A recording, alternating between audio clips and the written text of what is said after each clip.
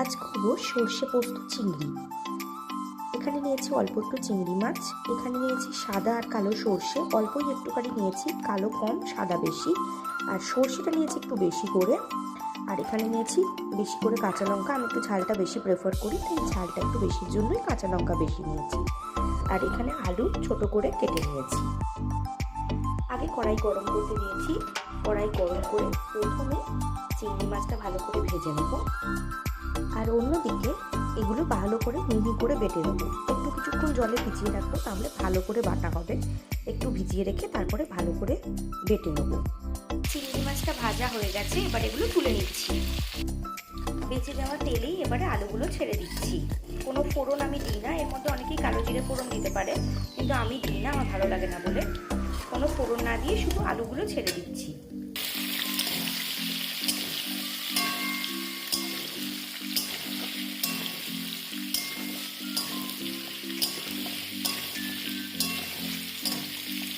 এর মধ্যে দেব নুন, হলুদ আর লঙ্কা গুঁড়ো।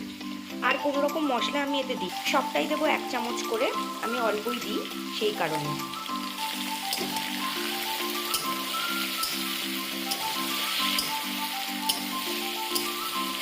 আলুগুলো হাফ ভাজা হয়ে গেছে, এই মুহূর্তে চিংড়ি মাছগুলো দিয়ে দেবো।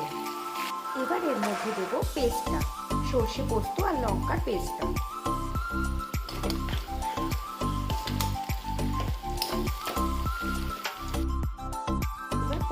জলটা দিয়ে চাপা দিয়ে দেবো। ঢাকনা সরালেই রান্না রেডি। আমি হালকা ঝোল রাখলাম, কারণ একটু বাড়ি এটা টেনে নেবে আলুগুলো, সেই কারণে জন্য আমার একটুখানি ঝোল ঝোল ভালো লাগে এটার টেস্টটা, সেই কারণে একটু ঝোল রাখলাম। এরপরে তো সার্ভ করার পালা।